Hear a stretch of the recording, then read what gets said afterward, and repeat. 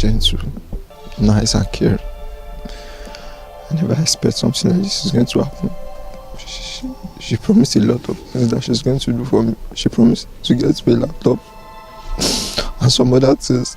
I never expect that. I'll never see her again. Come to think of it, this case looks like one of those situations we hear about far too often. A business relationship goes wrong, money is involved, arguments start, trust breaks, and instead of finding a lawful way to resolve the issue, someone chooses violence. In Nigeria, stories like these are sadly familiar, where a boss, a friend, or a business associate ends the life of someone they once worked with, simply because money is owed and they cannot pay it back at that moment. But no matter how bad a situation is, killing another human being is never a solution. In this case, the most painful part is that the victim is no longer alive to tell her own side of the story. Her voice has been permanently silenced, and because of that, questions are now rising. Serious questions about how this case is being handled. So, from the outside, it appears confusing. A woman follows instructions given to her by a business associate. She goes exactly where she was told to go, and the next thing the public hear is that she is dead. Now, authorities are suggesting that the person allegedly responsible may be mentally unstable. You can imagine this, but this raises a troubling question. If he was mentally unstable, how was he able to conduct business, give directions, and arrange a meeting to refund money? Why did this instability only become a topic after a life had been lost? These are questions that refuse to go away. And with that, let us go straight to the story, and you can be the judge if you want. The family of late Miss Bola Oguntola Shukurat, who was allegedly murdered by a business associate in the Mowe area of Ogun State, is now calling on the Inspector General of Police to personally intervene in the case. They are asking that officers at the Mowe Police Station and Elomoro Division carry out a thorough and transparent investigation into her death and ensure that justice is served. This plea comes amid growing fears that the case may quietly be pushed aside or misclassified. My wife has a distributor who works for her. On this occasion, a distributor defrauded her, after which they had a misunderstanding and several arguments for a refund of her money. A journey to Zion Estate, the family home of the late Miss Bola Oguntola Shukurat, tells its own story. Since the 25th of September, her husband and their 4 children have been receiving sympathizers, friends, relatives, and well-wishers who still struggle to understand how a simple business dispute ended in death. According to her husband, she was perfectly fine on the morning she left home. Nothing suggested it would be the last time he would see her alive. Miss Bola Oguntola Shukurat was involved in business and worked with distributors. One of these distributors allegedly defrauded her, leading to repeated arguments and demands for a refund of her money. The dispute dragged on, creating tension between them. Eventually, the distributor told her to come and collect her money on a particular Thursday by 11 a.m. I think that was in the morning. Believing she was finally going to retrieve what was rightfully hers, she agreed. That decision, according to her family, became the biggest mistake of her life.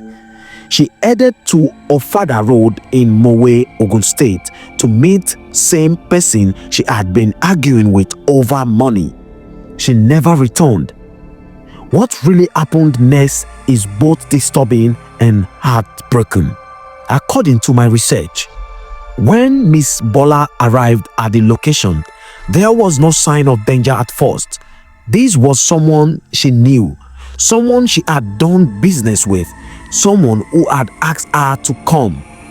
Inside the building, the atmosphere may have changed slowly. An argument may have started again, louder than before. Voices raised, accusations exchanged. The pressure of owing money, fear of exposure, and desperation may have pushed the suspect into panic. Then violence erupted. Ms. Bola was allegedly attacked with a fan, struck repeatedly in a moment of uncontrolled rage. As she tried to defend herself or escape, she was reportedly hit again, this time with a gas cylinder. The blows were not just to scare her, they were fatal. In those moments, a life was lost, not just a businesswoman, but a wife, a mother, and the backbone of her family. But the violence did not end there.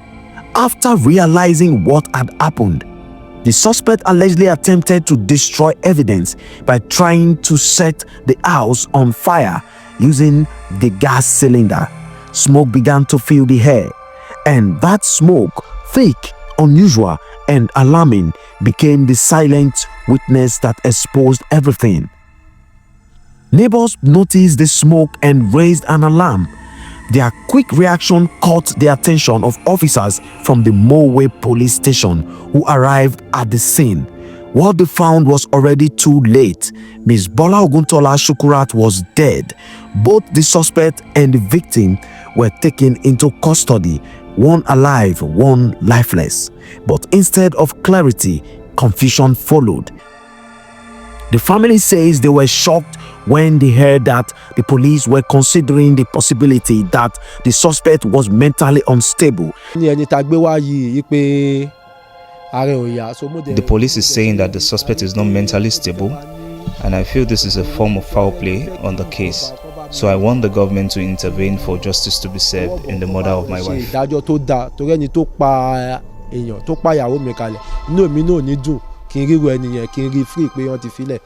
According to the husband, this claim does not make sense. How can someone who was actively doing business, defrauding a partner, arguing over money, and giving specific instructions suddenly be declared mentally unstable only after a murder? To the family, this looks like an attempt to twist the whole case. They fear that influence, money, or connections could be used to water down justice. In Nigeria, many believe that when money enters a case, truth often walks out, and that fear is now haunting this family. For the 4 children left behind, the loss is devastating. Their mother was described as gentle, caring, and deeply involved in their lives. One of the children recalled how she had made promises, simple promises like buying a laptop and supporting their future dreams. Promises that will now never be fulfilled. Their future, the family says, suddenly feel uncertain. Despite their pain, the family says they still believe in the Nigeria police. They are pleading for a thorough investigation, one not influenced by money, status, or excuses. They want answers, they want accountability, and above all, they want justice. The big question remains, will the case of Ms. Bola Oguntola Shukurat become just another unresolved file gathering dust? Or will this be the moment when the system proves that every life matters regardless of who is involved? For now, our family waits, the public watches, and justice hangs in the balance.